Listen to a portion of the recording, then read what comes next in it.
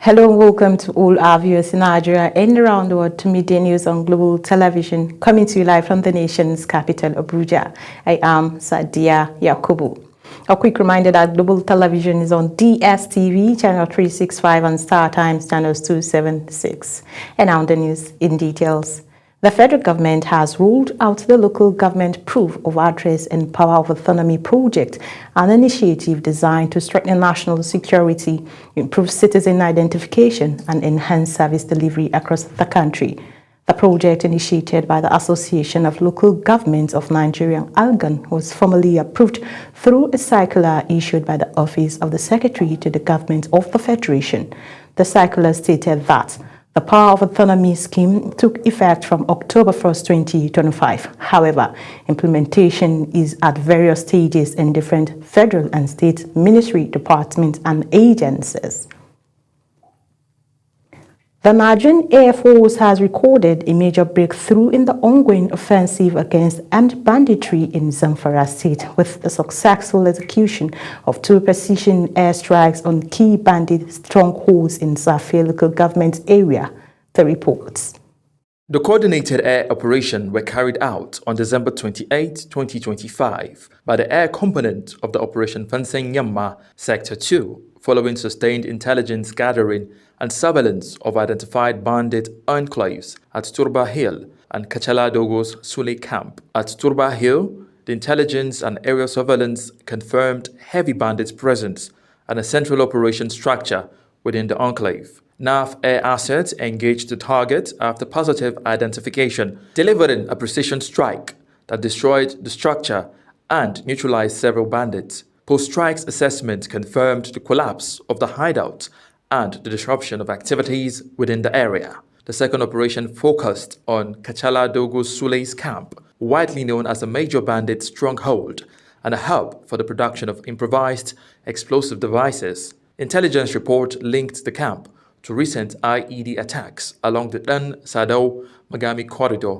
During the strike, multiple active structures within the camp were hit, resulting in large fires that destroyed the facilities and neutralized several bandits. The operation significantly degraded the group's ability to manufacture and deploy explosive devices. The airstrikes have dealt a major blow to bandit networks operating in Zamfara State, particularly by dismantling their IED production capability and denying them safe operational bases.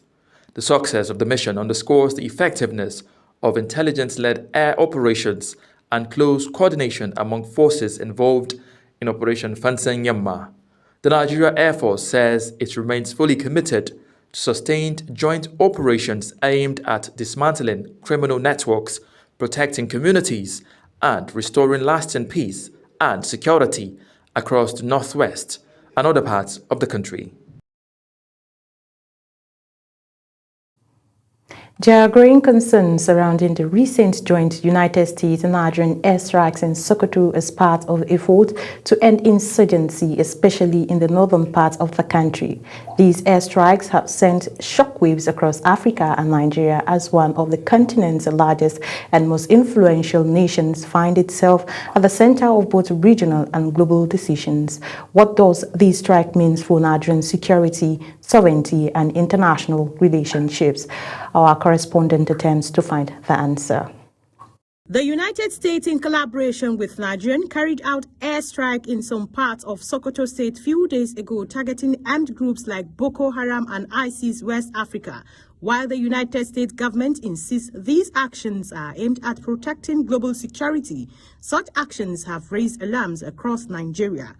These airstrikes not only have military and political implications, but also raise crucial questions about Nigeria's sovereignty and its role on global stage. Implication of the United States strike in the city of Caliphate, Nigeria, Sokoto State, has a vast implication. Let me say, from a strategic point of view, it has become a challenge that tested Nigeria's capacity or capability to fight the enemies in Nigeria. It has also tested our diplomatic posture on the war stage. With ongoing battles against insurgent groups in the northeast and a rising threat from banditry across the northwest, the intervention of foreign military forces could further complicate matters. I think that's a welcome development. It's not a thing of joy that day in, day out, we wake up with stories, people killing, people died, people kidnapped, people raped. If there's a solution from anywhere, we need to clap and welcome them. Nigeria has been careful in its foreign policy, balancing relationships with global powers like the United States and China, while protecting its regional leadership in Africa. However, these airstrikes could complicate Nigeria's position as a key player in the African Union and on the global stage. How will the government address these concerns with its citizens, and what will this mean for Nigeria's international relationships moving forward? The insecurity in Nigeria have got out of hand, and anywhere, many citizens of Nigeria have been praying for this. So we're all happy the way US intervened. It's clear that these airstrikes carry far-reaching consequences. While Nigerian security forces are already stretched, the diplomatic fallout from these strikes could have lasting effects on both United States-Nigerian relationships and the broader geopolitical landscape in West Africa. Analysts say the government must reassure the public that it has control over security matters and that foreign interventions won't come at the cost of Nigerian sovereignty. It could also acknowledge the realities on the ground, that these extremist groups do pose a significant threat to survival of the nation. Sadia Yakubu reported.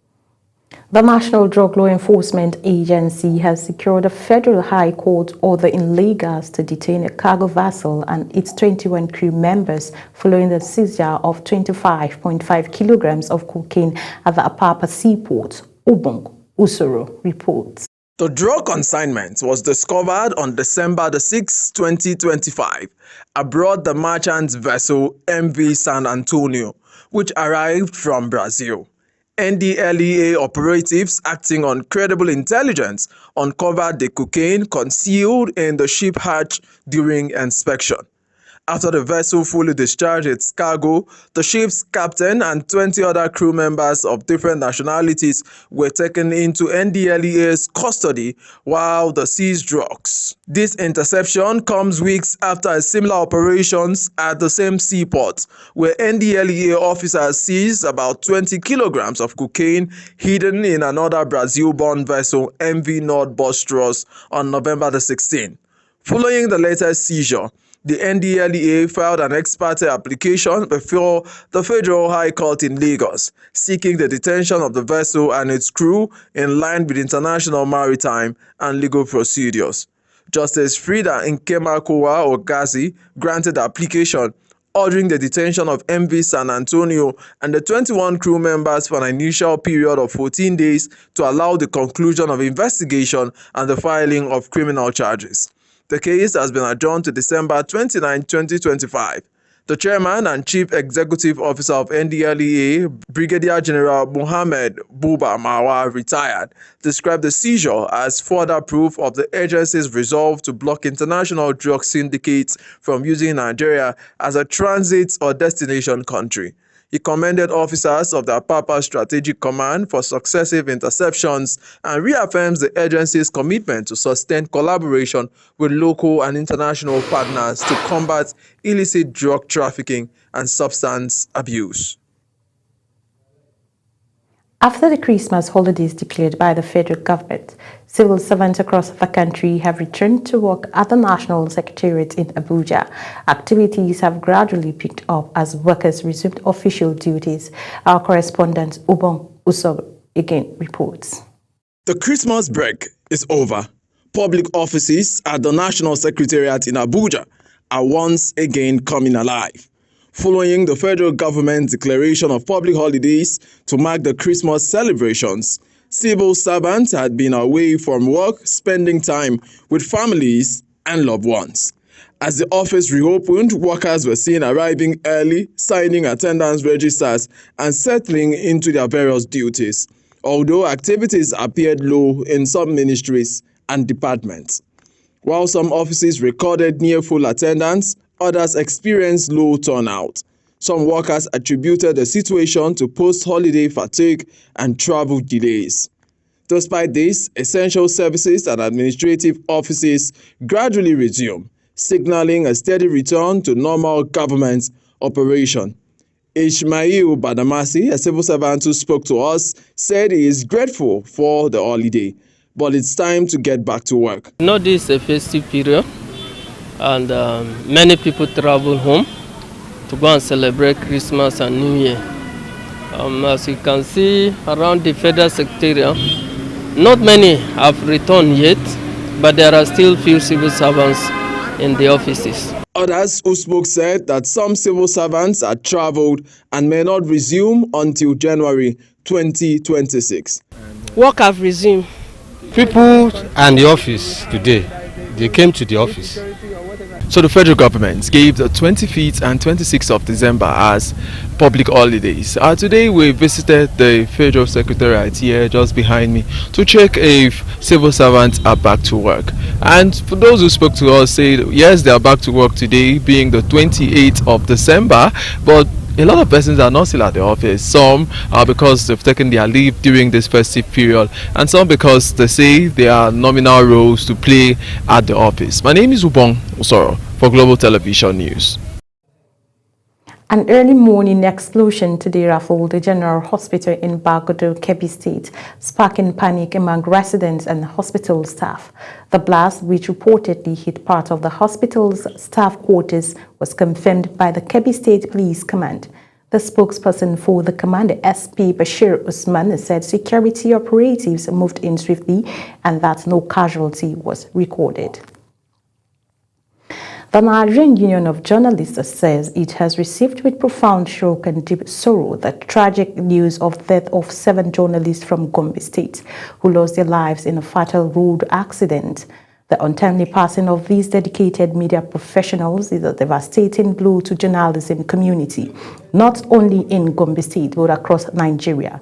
The tragic incident again underscores the urgent need for improved road safety measures and responsible driving to prevent affordable loss of lives, especially for professionals who are often on the road in line of duty. You're watching the live broadcast of Midday News. When Midday News returns, Osimhen, Lukman to other Nigerian stars risk knockout suspension. Details coming shortly, plus business and foreign stories on the other side of this break. Please stay with us.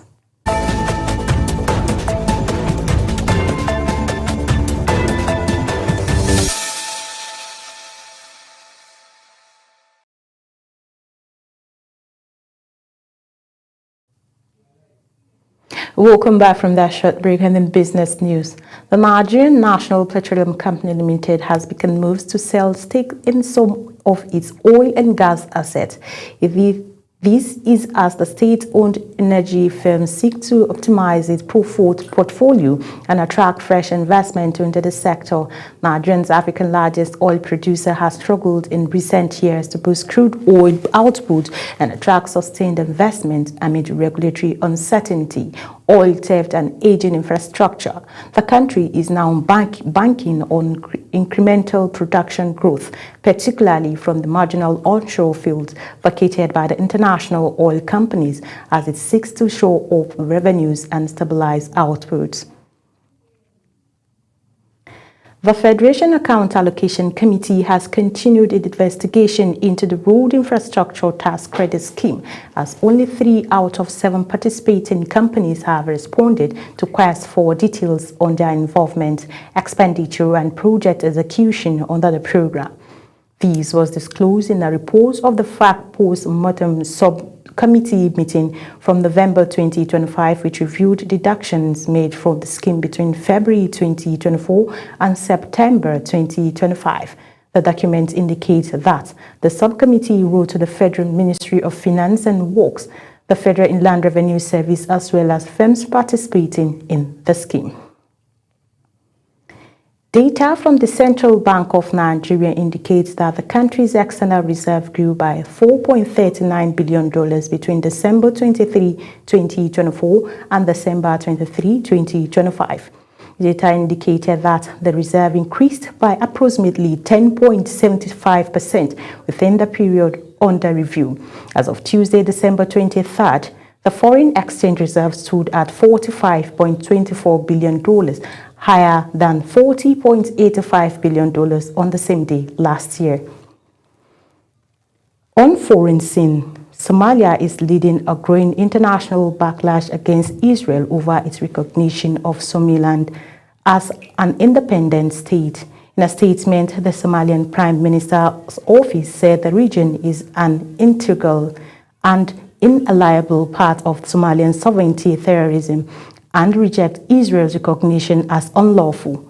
The African Union and Arab League, Nigeria, Egypt, and a number of other countries and international organizations have condemned Israel's action, saying they pose a serious threat to international peace and security. United States President Donald Trump says the U.S. has hit and destroyed a docking area for alleged Venezuela drug boats in what could amount to the first land strike of the military campaign against trafficking from Latin America. The United States leader's confirmation of the incident comes as he wraps up a pressure campaign against Venezuela's leftist President Nicolas Maduro, who has accused Trump of seeking regime change. The strike was believed to be targeting the Venezuelan gang, though no one was present at the time of the operation and there were no casualties, United States media outlet reported. Officials said a train carrying 250 people has derailed partially in southern Mexico, killing at least 13 people and injuring 98. The train was carrying 9 crew members and 241 passengers at the time of the accident, with 139 were reported to be out of danger, while 36 of the 98 injured were still receiving medical assistance. Uyi Abumofwebi has the details. In a statement posted on X, Mexican President Claudia Sheinbaum stated that at least 5 of those injured were in what she described as serious condition. President Sheinbaum said she has directed the Secretary of the Navy and other senior personnel to travel to the area and assist the families of those affected, adding that the Ministry of Interior is coordinating the response to the incident. Mexico's Attorney General's office also said it is opening an investigation to determine the cause of the accident.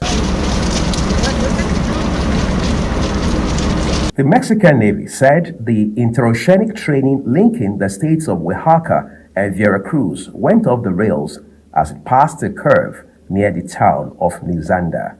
Uyi Agumofwebe, reporting for Global TV News.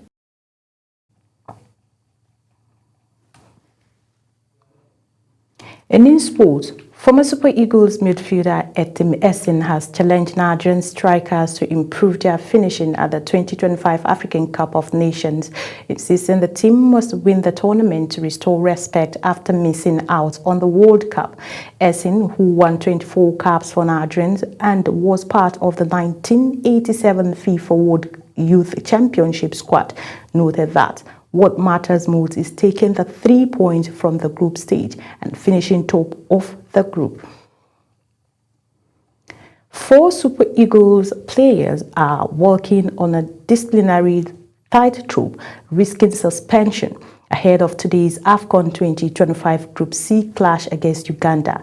This follows a yellow card that they received in their AFCON 2025 Group C fixtures against 3 against Tunisia on December 27th and 1 in the opening match against Tanzania.